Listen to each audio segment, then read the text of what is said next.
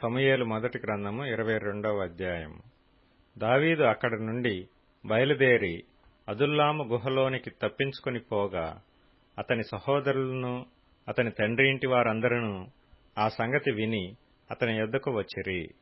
మరియు ఇబ్బంది గల వారందరూ, అప్పులు చేసుకున్న వారందరూ, అసమాధానముగా నుండి వారందరూ అతని యొద్ద కూడుకొనగా అతడు వారికి అధిపతి ఆయను. అతని యొద్దకు ఎక్కువ తక్కువ 400 మంది వచ్చియుండిరి. తరువాత దావీదు అక్కడ నుండి బయలుదేరి మోయాబులోని మిస్పేకు వచ్చి, దేవుడు నాకు ఏమి చేయునది నేను తెలుసుకొను వరకు నా తల్లిదండ్రులు వచ్చి నీ యొద్ద నుండనిమ్మని మోయాబు రాజుతో మనవి చేసి అతని యొద్దకు వారిని తోడుకొని పోగా, దావీదు కొండలలో దాగియున్న దినములు వారు అతని యొద్ద కాపురముండిరి. మరియు ప్రవక్తయగు గాదు వచ్చి కొండలలో ఉండక యూదాదేశమునకు పారిపొమ్మని దావీదుతో చెప్పినందున దావీదు పోయి హోరెతు అడవిలో చొచ్చెను.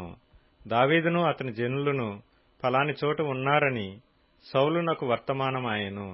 అప్పుడు సౌలు గిబియా దగ్గర రామాలో ఒక పిచ్చుల వృక్షము క్రింద దిగి ఈట చేత పట్టుకుని ఉండెను. అతని సేవకులు అతని చుట్టూ నిలిచియుండగా సౌలు తన చుట్టూ నిలిచియున్న సేవకులతో ఇట్లనెను: బెన్యామీనీయులారా, ఆలకించుడి. యెష్షయి కుమారుడు మీకు పొలమును ద్రాక్ష తోటలను ఇచ్చునా? మిమ్మును సహస్రాధిపతులుగాను శతాధిపతులుగాను చేయునా? మీరెందుకు నా మీద కుట్ర చేయుచున్నారు? నా కుమారుడు యెష్షయి కుమారునితో నిబంధన చేసిన సంగతి మీలో ఎవడనూ నాకు తెలియజేయలేదే? నేడు జరుగునట్లు నా కొరకు పొంచియుండునట్లుగా నా కుమారుడు నా సేవకుని పురికొల్పినను నా నిమిత్తము మీలో ఎవనికినీ చింతలేదే?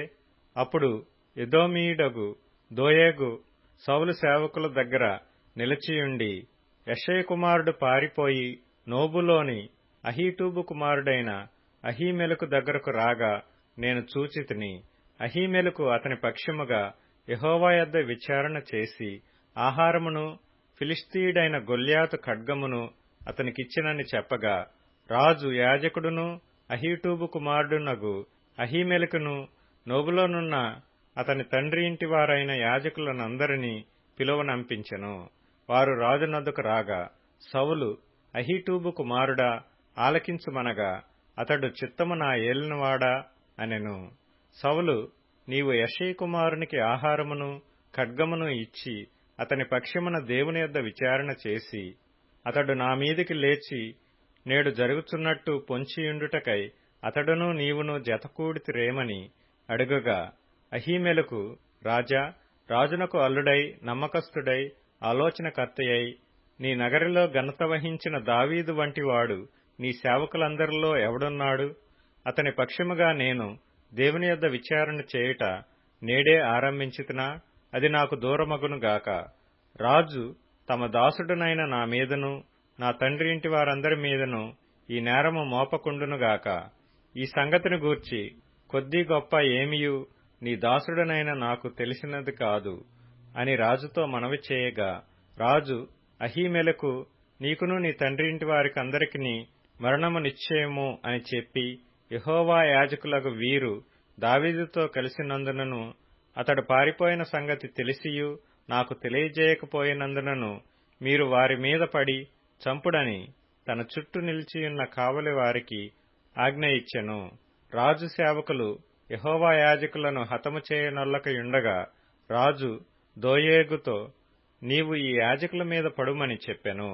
అప్పుడు ఎదోమీయుడైన దోయేగు యాజకుల మీద పడి ఏఫోదు ధరించుకొనిన 85 ఆ దినమున హతము చేసెను. మరియు అతడు యాజకుల పట్టణమైన నోబు కాపురస్తులను కత్తివాత హతము చేసెను. మగవారినేమి ఆడువారినేమి, బాలురనేమి పసిపిల్లలనేమి, ఎడ్లనేమి గార్ధబొమ్మలనేమి గొర్రెలనేమి అన్నిటినీ కత్తివాత హతము చేసెను. అయితే అహీటూబు కుమారుడైన అహీమెలకు కుమారులలో అబ్యాతారు అనునొకడు తప్పించుకొని పారిపోయి దావీదునొద్దకు వచ్చి సౌలు యెహోవా యాజకులను చంపించిన సంగతి దావీదునకు తెలియజేయగా, దావీదు ఆ దినమున ఎదోమీయుడైన దోయేగు అక్కడ నున్నందున వాడు సౌలునకు నిశ్చయముగా సంగతి తెలుపునని నేననుకొంటిని.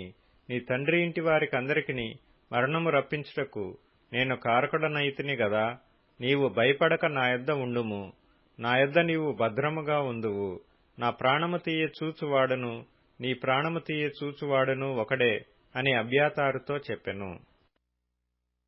సమూయేలు మొదటి గ్రంథము 23వ అధ్యాయము. తరువాత ఫిలిష్తీయులు కెయిలా మీద యుద్ధము చేసి కల్లమల మీది ధాన్యమును దోచుకొనుచున్నారని దావీదునకు వినబడెను. అంతట దావీదు, నేను వెళ్లి ఈ ఫిలిష్తీయులను హతము చేయుదునా అని యెహోవా యొద్ద విచారణ చేయగా, యెహోవా, నీవు వెళ్లి ఫిలిష్తీయులను హతము చేసి కెయిలాను రక్షించుమని దావీదునకు సెలవిచ్చెను. దావీదుతో కూడియున్న జనులు, మేము ఇచ్చట యూదాదేశములో ఉండినను మాకు భయముగానున్నది. ఫిలిష్తీయుల సైన్యములకెదురుగా కెయిలాకు మేము వచ్చిన ఎడల మరింత భయము కలుగును గదా అని దావీదుతో అనగా, దావీదు మరలా యెహోవా యొద్ద విచారణ చేసెను. నీవు లేచి కెయిలాకు వెళ్ళుము, ఫిలిష్తీయులను నీ చేతికి అప్పగించుదునని యెహోవా సెలవీయగా, దావీదును అతని జనులను కెయిలాకు వచ్చి ఫిలిష్తీయులతో యుద్ధము చేసి వారిని లెస్సగా హతము చేసి వారి పశువులను దోచుకొని వచ్చిరి. ఈలాగున దావీదు కెయిలా కాపురస్తులను రక్షించెను.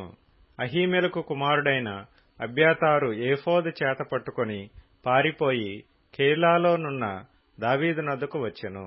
దావీదు కెయిలాకు వచ్చిన సంగతి సౌలు విని, దావీదు ద్వారములను అడ్డుగడలను గల పట్టణములో ప్రవేశించి అందులో మూయబడి ఉన్నాడు. దేవుడు అతనిని నా చేతికి అప్పగించననుకొనెను. కాబట్టి సౌలు కెయిలాకు పోయి దావీదును అతని జనులను ముట్టడింపవలనని జనులందరినీ యుద్ధమునకు పిలువనంపించెను. సౌలు తనకు కీడే ఉద్దేశించుచున్నాడని దావీదు ఎరిగి యాజకుడైన అబ్యాతారును ఏఫోదును తెమ్మనెను. అప్పుడు దావీదు, ఇశ్రాయేలీల దేవా యెహోవా, సౌలు కెయిలాకు వచ్చి నన్ను బట్టి పట్టణమును పాడుచేయనుద్దేశించుచున్నాడని నీ దాసుడనైన నాకు రూఢిగా తెలియబడి ఉన్నది. కెయిలా జనులు నన్ను అతని చేతికి అప్పగించుదురా? నీ దాసుడనైన నాకు వినబడినట్లు సౌలు దిగి వచ్చునా? ఇశ్రాయేలీల దేవా యెహోవా, దయచేసి నీ దాసుడనైన నాకు దానిని తెలియజేయమని ప్రార్థింపగా అతడు దిగివచ్చునని యెహోవా సెలవిచ్చెను. కెయిలా జనులు నన్ను నా జనులను సౌలు చేతికి అప్పగించుదురా అని దావీదు మరలా మనవి చేయగా, యెహోవా, వారు నిన్ను అప్పగించుదురని సెలవిచ్చెను. అంతట దావీదును దాదాపు 600 మంది అయిన అతని జనులను లేచి కెయిలాలో నుండి తరలి ఎక్కడికి పోగలరో అక్కడికి వెళ్ళిరి. దావీదు కెయిలాలో నుండి తప్పించుకొనిన సంగతి సౌలు విని వెళ్ళక మానెను. అయితే దావీదు అరణ్యములోని కొండస్థలముల యందును జీపు అను అరణ్యమున ఒక పర్వతమందును నివాసము చేయుచుండెను. సౌలు అనుదినము అతన్ని వెదికినను దేవుడు సౌలు చేతికి అతనిని అప్పగించలేదు. తన ప్రాణము తీయుటకై సౌలు బయలుదేరినని తెలుసుకొని దావీదు జీపు అరణ్యములో ఒక వనమున దిగెను. అప్పుడు సౌలు కుమారుడైన యోనాతాను లేచి వనములోనున్న దావీదు నద్దకు వచ్చి, నా తండ్రి అయిన సౌలు నిన్ను పట్టుకొనజేలడు. నీవు భయపడవద్దు. నీవు ఇశ్రాయేలీలకు రాజు వగుదువు. నేను నీకు సహకారినవుదును. ఇది నా తండ్రి అయిన సౌలునకు తెలిసియున్నదని అతనితో చెప్పి దేవుని బట్టి అతని బలపరచెను. వీరిద్దరూ యెహోవా సన్నిధిని నిబంధన చేసుకొనిన తరువాత దావీదు వనములో నిలిచెను. యోనాతాను తన ఇంటికి తిరిగి వెళ్ళెను. జిఫీయులు బయలుదేరి గిబియాలోనున్న సౌలు నొద్దకు వచ్చి యెషీమోనుకు దక్షిణముననున్న హకీలా మన్యములోని అరణ్యమున కొండ స్థలముల యందు మా మధ్య దావీదు దాగియున్నాడే, రాజా, నీ మనోభిష్టమంతటి చొప్పున దిగిరమ్ము. రాజవైన నీ చేతికి అతనిని అప్పగించుట మా పని అని చెప్పగా, సౌలు వారితో ఇట్లనెను, మీరు నాయందు కనికరపడినందుకై మీకు యెహోవా ఆశీర్వాదము కలుగునుగాక. మీరు పోయి అతడు ఉండు స్థలము ఏదైనది, అతనిని చూచినవాడు ఎవడైనది నిశ్చయముగా తెలుసుకొనుడి. అతడు బహుయుక్తిగా ప్రవర్తించుచున్నాడని నాకు వినబడిన గనుక మీరు బహు జాగ్రత్తగా నుండి అతడుండు మరుగు తావులను కనిపెట్టియున్న సంగతి ఎంత నాకు తెలియజేయుటకై మరలా నా యొద్దకు తప్పక రండి. అప్పుడు నేను మీతో కూడా వత్తును. అతడు దేశములో ఎక్కడ నుండినను యూదావారందరిలో నేను అతని వెదికి పట్టుకొందును. అంతట వారు లేచి సౌలు కంటే ముందు జీపునకు తిరిగి వెళ్ళిరి. దావీదును అతని జనులను యోషీమోనుకు దక్షిణపు వైపుననున్న మైదానములోని మాయోను అరణ్యములో ఉండగా సౌలును అతని జనులను తన్ను వెదుకుటకై బయలుదేరిన మాట దావీదు విని కొండశిఖరము దిగి మాయోను అరణ్యమందు నివాసము చేసెను. సౌలు అది విని మాయోను అరణ్యములో దావీదును తరుమబోయెను. అయితే సౌలు పర్వతము ఈ తట్టునను దావీదును అతని జనులను పర్వతము ఆ తట్టునను పోవుచుండగా దావీదు సౌలు దగ్గర నుండి తప్పించుకొని పోవలెనని త్వరపడుచుండెను. సౌలును అతని జనులను దావీదును అతని జనులను పట్టుకొనవలెనని వారిని చుట్టుకొనుచుండిరి. ఇట్లుండగా దూతయొకడు సౌలునొద్దకు వచ్చి, నీవు త్వరగా రమ్ము, ఫిలిష్తీయులు దండెత్తి వచ్చి దేశములో చొరబడి ఉన్నారని చెప్పగా సౌలు దావీదును తరుముట మాని వెనుకకు తిరిగి ఫిలిష్తీయులను ఎదుర్కొనబోయెను. కాబట్టి సెలహమ్మలెకోతు అని ఆ స్థలమునకు పేరు పెట్టబడెను.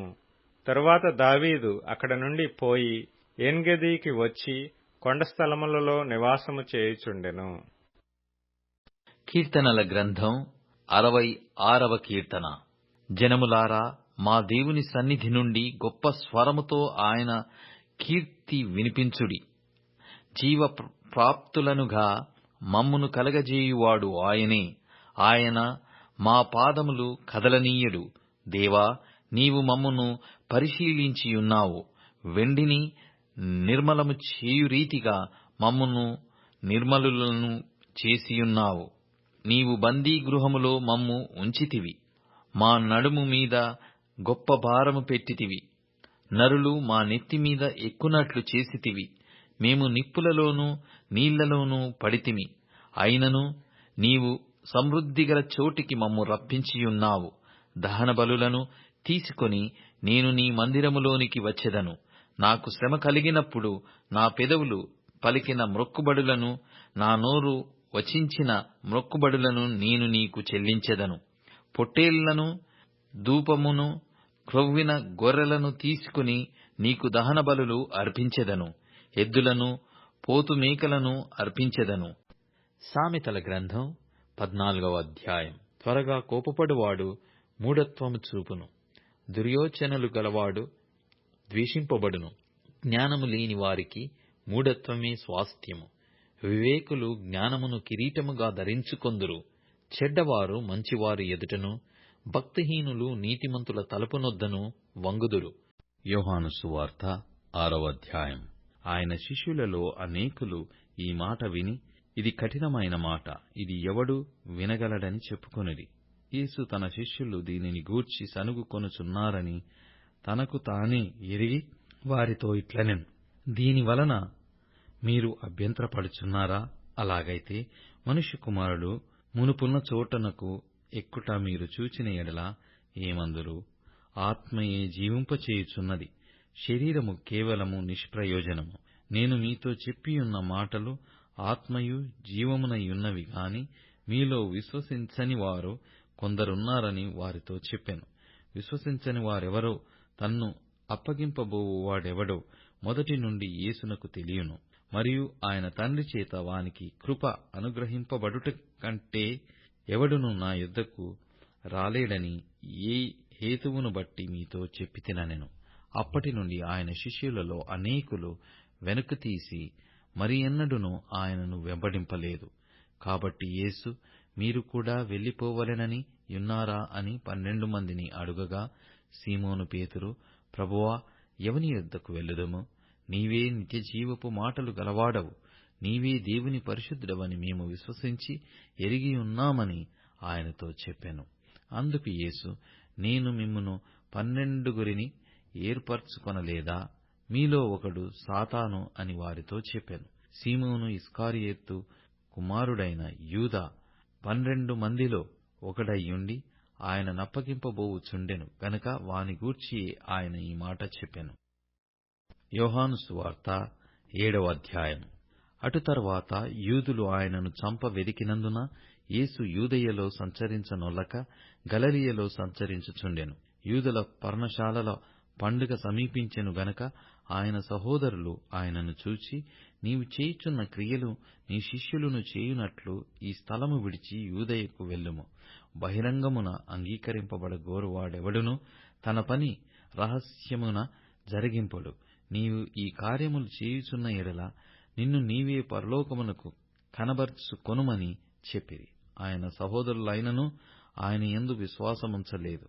యేసు, నా సమయం ఇంకనూ రాలేదు, మీ సమయం ఎల్లప్పుడూ సిద్ధముగానే యున్నది. లోకము మిమ్మును ద్వేషింపనేరదు, కాని దాని క్రియలు చెడ్డవని నేను దానిని గూర్చి సాక్ష్యమిచ్చుచున్నాను గనక అది నన్ను ద్వేషించుచున్నది.